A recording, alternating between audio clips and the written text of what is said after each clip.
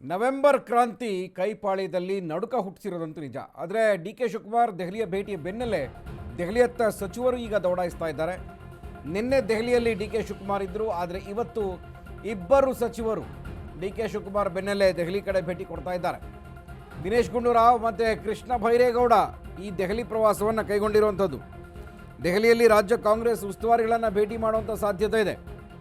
ಸುರ್ಜೇವಾಲಾ ಅವರನ್ನು, ದಿನೇಶ್ ಗುಂಡೂರಾವ್ ಮತ್ತು ಕೃಷ್ಣ ಬೈರೇಗೌಡ ಸಂಪುಟ ಪುನರ್ರಚನೆ ಸಂದರ್ಭದಲ್ಲಿನೇ ಹಿರಿಯ ಸಚಿವರನ್ನ ಕೈ ಬಿಡಲಾಗುತ್ತೆ ಅನ್ನುವಂಥ ಮಾಹಿತಿ ಲಭ್ಯವಾದ ಹಿನ್ನೆಲೆ 2.5 ವರ್ಷದ ಬಳಿಕ ತಾವು ತ್ಯಾಗಕ್ಕೆ ಸಿದ್ಧ ಅಂತ ಮೊನ್ನೆಯಷ್ಟೇ ಕೃಷ್ಣ ಬೈರೇಗೌಡ ಹೇಳಿಕೆಯನ್ನು ಕೊಟ್ಟಿದ್ದರು. ಈ ಹಿನ್ನೆಲೆಯಲ್ಲಿ ಇವರಿಬ್ಬರ ಭೇಟಿ ಮಹತ್ವವನ್ನು ಪಡ್ಕೊಂಡಿದೆ.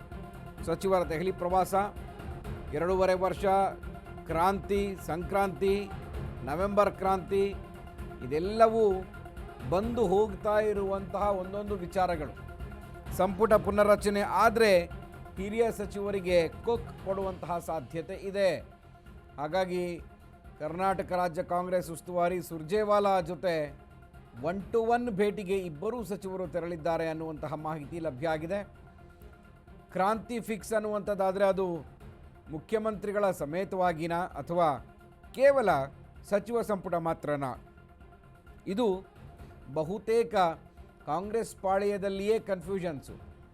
ಒಬ್ಬೊಬ್ಬರು ಒಂದೊಂದು ಹೇಳಿಕೆ ಕೊಡ್ತಾ ಇದ್ದಾರೆ. ಯಾಕೆ ಆಮೇಲೆ ಏನಾದರೂ ಹಾಗಾಗ್ಬಿಟ್ರೆ ನಾನು ಅವತ್ತೇ ಹೇಳಿದ್ದೆ ಹಿಂಗಾಗುತ್ತೆ ಅಂತ, ನಾನು ಸಚಿವ ಸ್ಥಾನವನ್ನು ತ್ಯಾಗ ಮಾಡ್ತೀನಿ ಅಂತ ಇವತ್ತೇ ಹೇಳ್ತಾ ಇದ್ದಾರೆ. ಸಚಿವ ಸ್ಥಾನದ ತ್ಯಾಗ ಮಾಡಿ ವೈರಾಗ್ಯದ ಮಾತುಗಳನ್ನು ಆಡ್ತಾ ಇದ್ದಾರೆ. ಇನ್ನೊಂದು ಕಡೆ ನಾವು ಈ ಸರಿ ಏನಾದರೂ ಕ್ರಾಂತಿ ಆದರೆ ಖಂಡಿತ ನಮಗೆ ಮಂತ್ರಿ ಸ್ಥಾನ ಸಿಗುತ್ತೆ ಅಂತ ಹಲವರು ಈಗಾಗಲೇ ಅದಕ್ಕೆ ಕೋಟನ್ನು ಹೊಲಿಸ್ಕೊಂಡೇ ರೆಡಿಯಾಗಿದ್ದಾರೆ ಅಂತ ಅನಿಸುತ್ತೆ. ಹಲವರು ಮಾತನಾಡ್ತಾ ಇದ್ದಾರೆ ನಮಗೂ ಕೂಡ ಚಾನ್ಸ್ ಸಿಗುತ್ತೆ ಅಂತ. ಎಸ್, ದೆಹಲಿಯ ಭೇಟಿಯ ಬಗ್ಗೆ, ಈ ಸಚಿವರ ದೆಹಲಿ ಭೇಟಿ ಬಗ್ಗೆ ಸಾಕಷ್ಟು ಕುತೂಹಲ ಇದೆ. ಈ ಬಗ್ಗೆ ಮತ್ತಷ್ಟು ಮಾಹಿತಿ ಕೊಡೋದಕ್ಕೆ ನಮ್ಮ ಪ್ರತಿನಿಧಿ ದೀಪಾ ಲೈನಲ್ಲಿದ್ದಾರೆ. ದೀಪಾ, ಕೈಪಾಳ್ಯದಲ್ಲಿ ಕ್ರಾಂತಿ ಫಿಕ್ಸ್ ಅನ್ನೋದಕ್ಕೆ ಸಾಕಷ್ಟು ಆಯಾಮಗಳಲ್ಲಿ ನಾವು ಬೇರೆ ಬೇರೆ ವಿಚಾರಗಳನ್ನು ನೋಡ್ತಾ ಇದ್ದೀವಿ. ಈಗ ಈ ಇಬ್ಬರು, ದಿನೇಶ್ ಗುಂಡೂರಾವ್ ಹಾಗೆ ಕೃಷ್ಣ ಬೈರೇಗೌಡರ ಈ ಸಡನ್ ವಿಸಿಟ್ ದೆಹಲಿಗೆ ಯಾಕೆ ಅಂತ? ಗುರುಪ್ರಸಾದ್, ಒಂದು ರೀತಿ ರಾಜ್ಯ ರಾಜಕಾರಣದಲ್ಲಿ ಏನಾಗ್ತಿದೆ ಅನ್ನುವಂತಹದ್ದು ಊಹೆಗೂ ನಿಲುಕದ್ದು ಅನ್ನುವಂತಹ ರೀತಿಯಲ್ಲಿ ಆಗಿದೆ. ಯಾಕಂದ್ರೆ ಯಾರೋ ಡೆಲ್ಲಿಗೆ ಹೋಗ್ತಾರೆ, ದೆಹಲಿಯಲ್ಲಿ ಯಾರನ್ನೋ ಭೇಟಿ ಮಾಡ್ತಾರೆ, ಅಥವಾ ಇಲ್ಲಿ ರಾಜ್ಯದಲ್ಲಿ ನಾನಾ ವಿಚಾರಗಳನ್ನ ಇದೇ ಸಿಎಂ ಡಿ.ಸಿ.ಎಂ ಸೇರಿದಂತೆ ಅನೇಕರು ಮಾತನಾಡ್ತಾರೆ. ಇದೆಲ್ಲದರ ನಡುವೆ ಇದೀಗ ಕೃಷ್ಣ ಬೈರೇಗೌಡ ಹಾಗೂ ದಿನೇಶ್ ಗುಂಡೂರಾವ್ ದೆಹಲಿಗೆ ಹೋಗಿರುವಂತಹದ್ದು ಸಾಕಷ್ಟು ಕುತೂಹಲವನ್ನ ಮೂಡಿಸಿದೆ. ಪ್ರಮುಖವಾಗಿ ಈಗ ಕಳೆದ ಒಂದು 4-5 ದಿನಗಳ ಹಿಂದೆಯಷ್ಟೇ ಅವರು ನಾಯಕರು ಹೇಳಿದ್ರೆ ನಾನು ಸಚಿವ ಸ್ಥಾನವನ್ನ ಬಿಟ್ಕೊಡೋದಿಕ್ಕೆ ರೆಡಿ ಅನ್ನುವಂತಹ ಮಾತನ್ನ ಕೃಷ್ಣ ಬೈರೇಗೌಡರು ಹೇಳಿದ್ರು. ಆದ್ರೆ ಬೆನ್ನಲ್ಲೇ ಅವರ ಹೆಸರು ಇದೀಗ ಕೆಪಿಸಿಸಿ ಅಧ್ಯಕ್ಷ ಸ್ಥಾನಕ್ಕೂ ಕೂಡ ದೊಡ್ಡ ಮಟ್ಟದಲ್ಲಿ ಓಡಾಡ್ತಾ ಇದೆ, ಅಂದ್ರೆ ಕೇಳಿ ಬರ್ತಾ ಇದೆ. ಇದು ಎಲ್ಲದರ ನಡುವೆ ಇಬ್ಬರು ನಾಯಕರು ದೆಹಲಿಗೆ ಹೋಗಿರುವಂತಹದ್ದು ಸಹಜವಾಗಿ ಕುತೂಹಲವನ್ನ ಹೆಚ್ಚು ಮಾಡಿದೆ. ಒಂದು ಕಡೆ ಹೈಕಮಾಂಡ್ ನಾಯಕರೇ ಇವರನ್ನ ಕರೆಸ್ಕೊಂಡ್ರ ಅಥವಾ ಇವರೇ ದೆಹಲಿಗೆ ಹೋದ್ರ ಅನ್ನುವಂತಹದ್ದು. ನಾಳೆ ಸುರ್ಜೇವಾಲಾ ಸೇರಿದಂತೆ ಹೈಕಮಾಂಡ್ ನಾಯಕರುಗಳನ್ನ ಭೇಟಿ ಆಗ್ತಾರೆ ಅನ್ನುವಂತಹದ್ದು ಕೂಡ ಮಾಹಿತಿ ಇದೆ.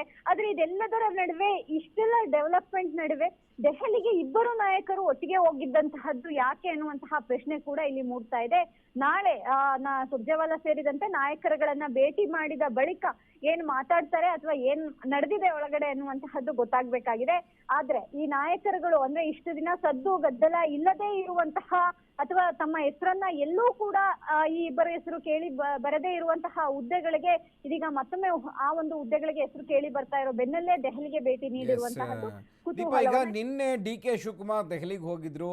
ಬಿಹಾರ ಚುನಾವಣೆ ನಿಮಿತ್ತ ರಾಹುಲ್ ಗಾಂಧಿ ಭೇಟಿ ಸಾಧ್ಯ ಆಗಿಲ್ಲ ಅನ್ನುವಂಥದ್ದು. ಅದರ ನೆಕ್ಸ್ಟ್ ಡೇನೇ ಇಬ್ಬರು ಸಚಿವರು ಹೋಗಿರುವಂಥದ್ದು. ಅದರಲ್ಲಿ ನಾವು ಸಚಿವ ಸ್ಥಾನ ತ್ಯಾಗಕ್ಕೂ ಕೂಡ ಸಿದ್ಧಾಂತ ಈ ಹಿಂದೆ ಅಷ್ಟೇ ಕೃಷ್ಣ ಬೈರೇಗೌಡರು ಹೇಳಿದರು. ಅಂದರೆ ಒಟ್ಟಾರೆಯಾಗಿ ಒಂದು ಕನ್ಸಾಲಿಡೇಟೆಡ್ ಮೆಸೇಜನ್ನು ಏನಾದರೂ ಈ ಸಚಿವರು ಸುರ್ಜೇವಾಲಾ ಅವ್ರಿಗೆ ಪಾಸ್ ಮಾಡ್ತಾ ಇದ್ದಾರಾ, ತಗೊಂಡೋಗಿ ಹೇಳ್ತಾ ಇದ್ದಾರಾ ಅಂತ? ಒಂದು ರೀತಿಯಾಗಿ ದೆಹಲಿ ನಾಯಕರಂತೂ ಸುಮ್ಮನೆ ಇಲ್ಲ. ರಾಜ್ಯದಲ್ಲಿ ಏನ್ ನಡೀತಿದೆ ಅನ್ನುವಂತಹದ್ದಂತೂ ಸ್ಪಷ್ಟವಾಗಿ ಗೊತ್ತಾಗ್ಬೇಕಾಗಿದೆ. ಯಾಕಂದ್ರೆ ಒಂದು ಮಾದರಿ ರಾಜ್ಯ ಅಥವಾ ಪೂರ್ಣ ಪ್ರಮಾಣದ ಸರ್ಕಾರ ಅನ್ನುವಂತಹದ್ದು ದೆಹಲಿ ನಾಯಕರಿಗೆ ಏನಾದ್ರೂ ಇದ್ದಿದ್ದೇ ಆಗಿದ್ದಲ್ಲಿ, ಅಥವಾ ರಾಜ್ಯದ ಜನರು ಒಂದಿಷ್ಟು ಈ ಸರ್ಕಾರದಿಂದ ಒಂದು ರೀತಿಯಾಗಿ ಗ್ಯಾರಂಟಿಗಳಿಂದ ಆಗಿರ್ಬೋದು ಅಥವಾ ಇನ್ನಿತರ ವಿಚಾರಗಳಿಂದ ಆಗಿರ್ಬೋದು ಒಂದಿಷ್ಟು ಸಮಾಧಾನವಾಗಿದ್ದಾರೆ ಅಂದ್ರೆ ಅದು ಕರ್ನಾಟಕ. ಹಾಗಾಗಿ ದೆಹಲಿ ನಾಯಕರ ಕಣ್ಣು ಯಾವಾಗ್ಲೂ ಕೂಡ ಕರ್ನಾಟಕದ ಮೇಲೆ ಇದ್ದೇ ಇದೆ. ನೇರವಾಗಿ ಸಿಎಂ, ಡಿಸಿಎಂ ಅಥವಾ ಸಿಎಂ ಆಪ್ತ, ಡಿಸಿಎಂ ಆಪ್ತ ಸಚಿವರುಗಳನ್ನ ಕೇಳೋದಿಕ್ಕೆ ಸಾಧ್ಯ ಆಗೋದಿಲ್ಲ. ಹಾಗಾಗಿಯೇ ತಟಸ್ಥ ಬಣದಲ್ಲಿ ಇದ್ದಂತಹ ಅಥವಾ ಈ ರೀತಿ ಗುರುತಿಸಿಕೊಳ್ಳುವಂತಹ ಸಚಿವರುಗಳನ್ನ ಕರೆದು ಒಂದಿಷ್ಟು ಮಾಹಿತಿಯನ್ನು ಕೂಡ ಪಡೆದುಕೊಳ್ಳಬಹುದು. ಆದರೆ ಇಷ್ಟೆಲ್ಲ ಬೆಳವಣಿಗೆಯ ನಡುವೆ ಅವರು ದೆಹಲಿಗೆ ಹೋಗಿರೋದು ಸಹಜವಾಗಿ ಕುತೂಹಲವನ್ನ ಹೆಚ್ಚು ಮಾಡಿದೆ. ಜೊತೆಗೆ ಬಿಹಾರ ಚುನಾವಣೆ ಕೂಡ ಇರೋದ್ರಿಂದ ಅದರಲ್ಲೂ ಕೂಡ ನಾಯಕರುಗಳು ಬ್ಯುಸಿ ಆಗಿದ್ದಾರೆ. ಈ ಬ್ಯುಸಿಯಲ್ಲೂ ಕೂಡ ಅವರು ನಾಯಕರುಗಳನ್ನ ಅಂದ್ರೆ ಸಚಿವರುಗಳನ್ನ ಕರೆಸ್ಕೊಂಡಿರುವಂತಹದ್ದು ಅನೇಕ ಪ್ರಶ್ನೆಗಳನ್ನ ಹುಟ್ಟು ಹಾಕ್ತಿದೆ. ಅಥವಾ ಬಿಹಾರ ಚುನಾವಣೆಗೆ ಒಂದು ಟೈಮ್ ಟೇಬಲ್ ಅಂದ್ರೆ ಇಲ್ಲಿನ ಸಚಿವರುಗಳನ್ನ ಅಲ್ಲಿನ ಪ್ರಚಾರಕ್ಕೆ ಏನಾದ್ರೂ ಕರೆಸಿಕೊಳ್ಳುವಂತಹ ನಿಟ್ಟಿನಲ್ಲಿ ಏನಾದ್ರೂ ಆ ಒಂದು ಟೈಮ್ ಟೇಬಲ್ ರೆಡಿ ಮಾಡೋದಿಕ್ಕೆ ಇವರನ್ನ ಕರೆಸಿಕೊಂಡ್ರ ಗೊತ್ತಿಲ್ಲ. ಆದ್ರೆ ಎಲ್ಲದಕ್ಕೂ ಕೂಡ ಸ್ಪಷ್ಟತೆ ಬಹುತೇಕವಾಗಿ ನಾಳೆ ಸಿಗಲಿದೆ. Guruprasad. Okay, thank you Deepa ತಮ್ಮೆಲ್ಲ ಮಾಹಿತಿಗೆ. ಕ್ರಾಂತಿ ಫಿಕ್ಸ್ ಒಂದು ಕಡೆ, ಆದರೆ ದೆಹಲಿಗೆ ದಿಢೀರ್ ಭೇಟಿ ಕೊಟ್ಟಿರುವಂಥದ್ದು ಇದು ಭೇಟಿಯ ಸಮಯ ನಿಗದಿ ಆಗಿತ್ತಾ ಅಥವಾ ಹೈಕಮಾಂಡ್ ನಾಯಕರೇ ಕರೆಸ್ಕೊಂಡ್ರಾ?